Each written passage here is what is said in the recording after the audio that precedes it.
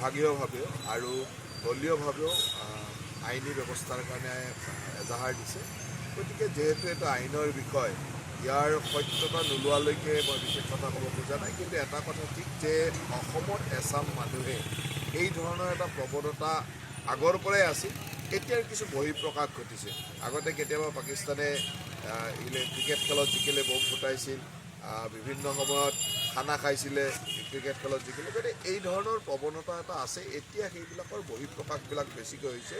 সাংসদৰ সন্মুখত এই ধৰণৰ জিন্দাবাদ দিয়া বা এই কথাবিলাকে সূচায় যে এয়া অসমীয়া জাতিৰ কাৰণে বা অসমৰ কাৰণে এটা বেয়া ভয়াৱহ ইংগিত। আৰু মই ভাবোঁ যে এই কথাবিলাকৰ সত্যতাটো আহি লওক। কিন্তু এইটো ঠিক যে অসমত এচাম মানুহে এই ধৰণৰ এটা প্ৰৱণতা আছে আৰু ইয়াৰ ক্ৰমাগতভাৱে ইয়াৰ বৃদ্ধি হৈছে। মইতো সেই কথাটো বিশেষকৈ নাজানো।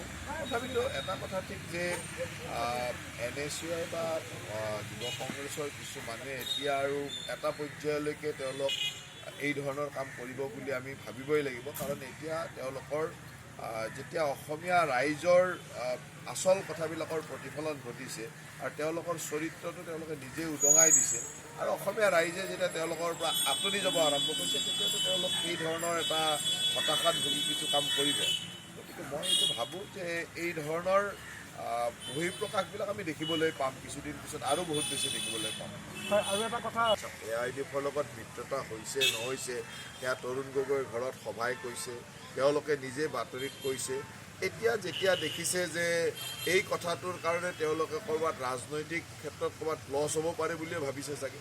কিন্তু এইটো ঠিক যে তেওঁলোকৰ মিত্ৰতা অতীজৰে পৰা আছিল, আজিও আছে আৰু ভৱিষ্যতেও থাকিব। এয়া প্ৰকাশ্যে মিত্ৰতা হয় নে গোপনে মিত্ৰতা হয় সেয়া ক'বলৈ দিগদাৰ। কিন্তু মিত্ৰতা যে তেওঁলোকৰ আছে, এইবাৰ তেওঁলোকে এটা প্ৰকাশ্য মিত্ৰতা কৰাৰ চেষ্টা কৰিছিলে বা কৰিছেও।